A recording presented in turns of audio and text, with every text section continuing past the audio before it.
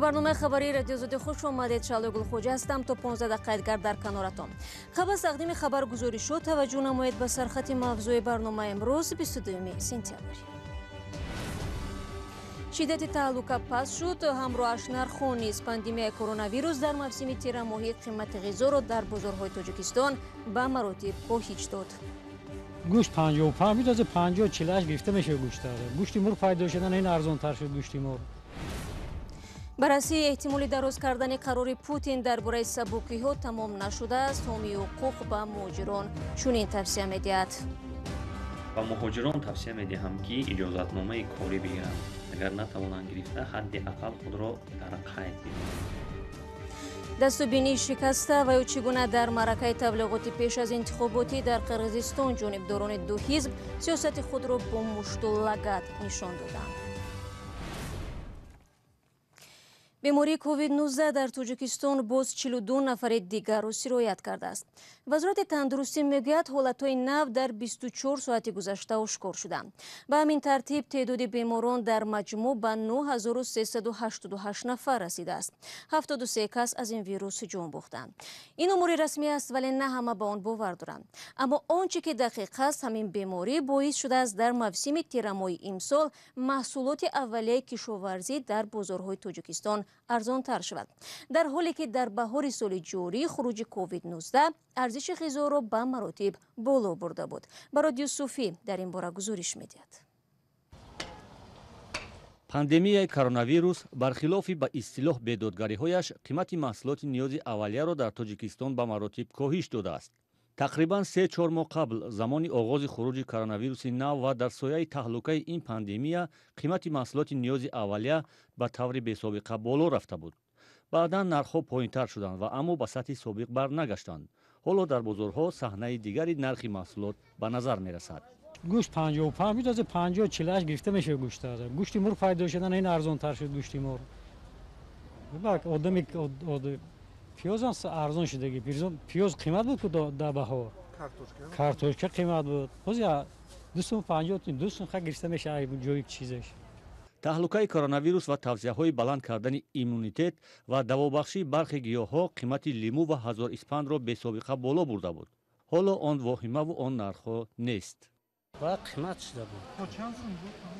تا خیلی 60 بود. از محصولات بسیار شده ارزان شده است. روز بر. از 10 سوم فروخته است. کرونا ویروس مرزها را بست. صادرات محصولات کشاورزی در تاجیکستان تولید شده تقریباً قطع شد. ماموران بازار مهرگان دوشنبه میگویند امسال برخی محصولات با صفتی را در بازار دیدن ممکن است که قبلا در بازارهای داخلی فروخته نمیشد. آن محصولات اساساً صادراتی بود. عین زمان کارتوشکا که در اول پاندمی که تا 10 سوم مشاهده شده که بود تا 8 سوم تا 10 سوم حاضر باشد از 2 سوم تا 2.5 سوم نرخ نو فرآمده است. پیاز اینچنین 1 سوم تا 1.5 سوم، سبزی هم اینچنین 1 سوم تا 1.5 سوم و اینچنین میوه تر تازه خودمان که دهقان‌های خودمان با سودا میبرند نرخ نو خیلی پست‌تر شده است. اکثر بازارهای دوشنبه از جمله بازار مهرگان از آغاز پاندمی کرونا ویروس یارمارکه دائم و فعال را تأسیس دادند. هدف این یارمارکه تنظیم نرخ محصولات در بازار اساسی است. 14 شهر و نایای ولایت برای یارمارک فروش محصولات کشاورزی اشتراک نموده ایستاده. نسبتاً نرخ شهر دوشنبه دسترس می باشد و ما هر روز با زیاده از 20-25 تن محصولات کشاورزی به مردم شهر دوشنبه پیشنهاد نموده با نرخ دسترس پیشنهاد کرده ایستادیم. حالا موسم جمع‌آوری اکثر محصولات کشاورزی و نیازی اولیه است. در صورت ادامه پاندمی و باز نشدن مرزها فصل سرما معلوم خواهد کرد که محصولات نیازی اولیه تولیدات داخلی قابلیت نگه داشتن قیمت‌های دسترس را دارند یا نه. زیرا در نیم ساله اول سال جاری حجم فرستادن پول مهاجران به تاجیکستان 40% کاهش یافته است که به قابلیت خریداری ساکنان به تاثیر نخواهد ماند. رئیس فدراسیون مجرم روسیه میگوید وزارت کارهای داخلی این کشور قرار ولادیمیر پوتین از 18 اپریل را تا 3 ماه دیگر دراز کرده است. این قرار امتیازهای را برای شهروندان خارجی و افراد بی‌شهروند در شرایط پاندمی کووید 19 پیش بینی میکند. با گفته کوژنوف، الکساندر گاراوی، معاون وزیر کارهای داخلی، با صدور یک امر تقاضا کرده است سبوکی‌های وابسته به بود و بوش مهاجران که به این وزارت دخل دارند تا 15 دکبر دراز کرده شود. یعنی خودداری از اخراج مهاجران و تمدید سندهای ثبت نام و یا خود رجیستراسیون در حدود روسیه بدون گذشتن از مرز. ولی بختیار جمعیف، حقوقشناس مرکزی توجیکان، میگوید از 16 سپتامبر به این طرف بعد به انجام رسیدن مهلت عمل قرار ولادیمیر پوتین مهاجران زیادی به آنها مراجعت میکنند. وقتهای اخیر مهاجران از جریمه بندی پی در پی پلیس شکایت میبرند. آنها امید داشتند که فرمان 274 رئیس جمهوری روسیه از 16 سپتامبر باز تمدید می شود، لیک در اصل تا حال تمدید نشده است. پلیس باشد طبق ماده 18.8 قسم 3 بند 1 کودکس حقوق ویرانکنی روسیه تکیه کرده آنها را 5000 جریمه میکنند و بعضی موردها هستند که طریق سود مجبوری یا اختیاری آنها را اخراج از خاک روسیه میکنند. من از بختیار پرسیدم که مهاجران در چنین شرایط باید چیکار کنند؟ با مهاجران توصیه میدهم که اجازتنامه کاری بگیرند. اگر نتوانند گرفته حداقل خود را در قید بمانند. با سپاس از بختیار جمعیف، این موضوع را ما در برنامه‌های آینده بینندگان عزیز پیگیری خواهیم کرد. سلام، اگر خط و خبر می‌خواهید ما داریم. نوید بامدادی، سرخط خبرها، اخبار تاجیکستان و جهان، گزارش‌ها و تحلیل‌ها. چی می‌گذرد و چرا؟ دانستن فهمیدن است. ضمیمه یا اپ ما را بگیرید. در قرقیزستان که تا انتخابات پارلمانتی 2 هفته دیگر باقی مانده و احزاب سیاسی سرگرم برگزاری معرکه‌های تبلیغاتی خود هستند، 2 روز پیش در جنوب این کشور یکی از چنین چهاربینی‌ها به زن و زنی طرفداران 2 حزب بزرگ سیاسی رو به حکومت پیچید.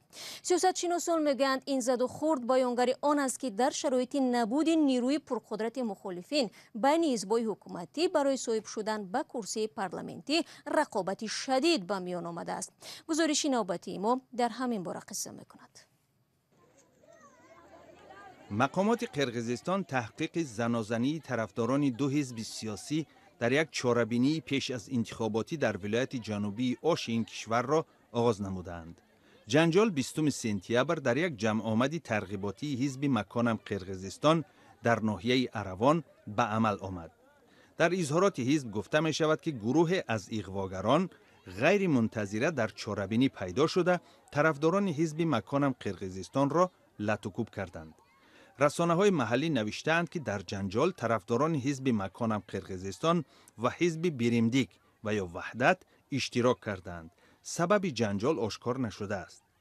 نمایندگان حزب بیریمدیک از مقامات حفظ حقوق و ترتیبات طلب کردند که قضیه تفتیش و مسئولان جنجال به جوابگری کشیده شوند.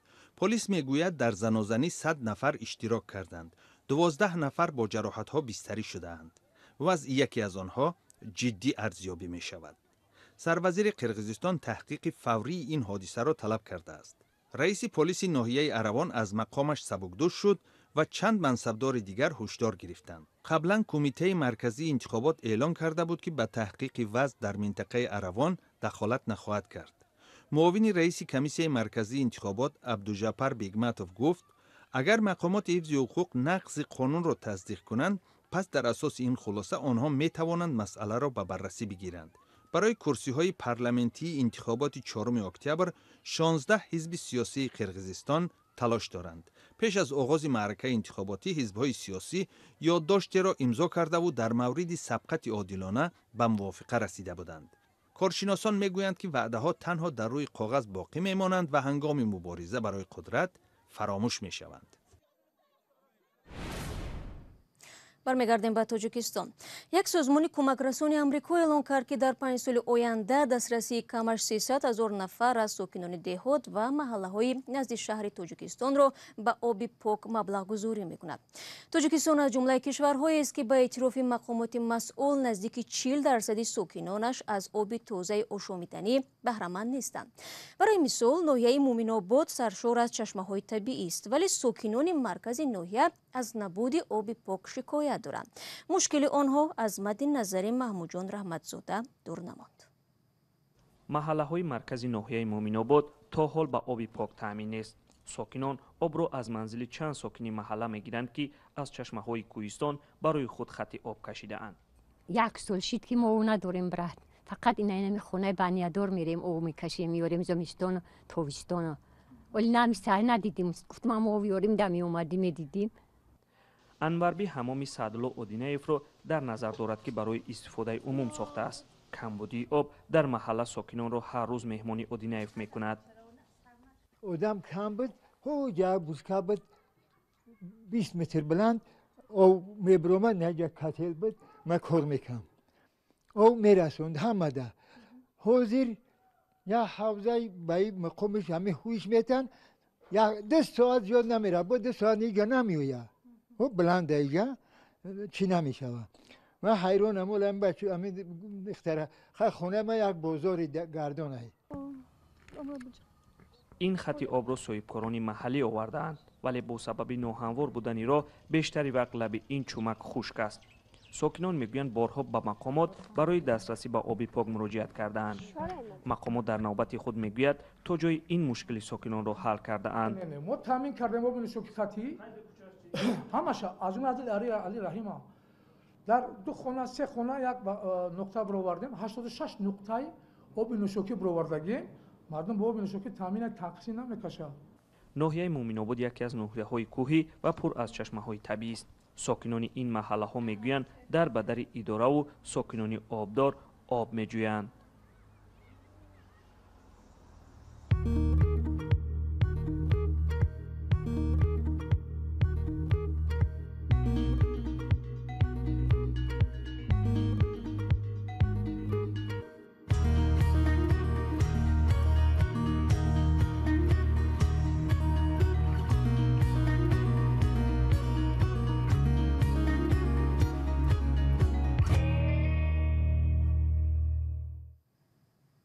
شما برنامه خبری رادیو زودی رو تماشا دارید. در شمال تاجیکستان کلین خانواده در پی جنجال پدر عروسش را با چوب دست لت و کوب کرده است. وزارت کارهای داخلی با نشر خبری مذکور میگوید زن 43 ساله ساکن ناحیه باباجان غفوروف میباشد. طبق نتیجه تشخیص دادگاه طبی از لت و کوب کلین جبر دیده ضرر جسمانی دیده است. زن را بازداشت کرده و نسبت او برای قصداً رسانیدن ضرر میانه به سلامتی پرونده جنایتی آغاز شده است. نظری کلین خانواده به این اتهام معلوم نیست. در ساحل‌های منطقه تسمانیای استرالیا عملیات نجات صدها نهنگ بند مانده آغاز یافته است. طبق گزارش‌های رسیده تا صبح 22 سپتامبر 10 نهنگ هلاک شدند. انتظار می‌رود عملیات برای نجات این جانوران تا 2 روز دیگر ادامه کند. تفصیلات در گزارش نوبتی. صبح سه‌شنبه خدمات نجات و دانشمندان عملیات رهایی نهنگ‌های بند مانده در یک گوشه کم آبی ساحل غربی منطقه تسمانیای استرالیا را شروع کردند. تخمیناً 270 نهنگ خلبان و یا به اصطلاح پیلات 21 سپتامبر به ساحل کم آب نزدیک شده سپس نتوانستند به اقیانوس برگردند. دانشمندان تخمین می‌کنند که الکی نزدیک به 90 نهنگ هلاک شده‌اند. پیش بینی می‌شود که عملیات چند روز ادامه می‌کند. درازی نهنگ خلبان تا 7 متر و وزنش تا 3 تن نمی رسد. بیش از 40 دانشمند، 20 افسر پلیس و 10 داوطلب محلی به عملیات نجات نهنگ ها سفربر شدند. سببی به ساحل حرکت نمودن نهنگ ها معلوم نیست، ولی این گونه حادثه ها در ساحل های استرالیا نادر هم نیستند. آخرین بار چنین شماره بزرگی نهنگ ها در سال 2009 به ساحل برآمده بود. بینندگان عزیز 15 دقیقه که در اختیار داشتیم به پایان میرسد. اخباری از این بیشتر رو شما در سامانه رادیو آزادی زیر نشانی www.azadi.org بخوانید. اگر خواستید نوارهای روز رو ببینید پس به صفحه ما به آزادی ویدیو در کانال یوتیوب روید که آنجا کانال مخصوصی رادیو آزادی است. یادتون نرود عزیزان که فردا صبح بر وقت ما شما رو با خبرهای تازه در نوید بامدادی من منتظر خواهم بود. تا آن دم خود را احتیاط کنید و خدا نگهدار.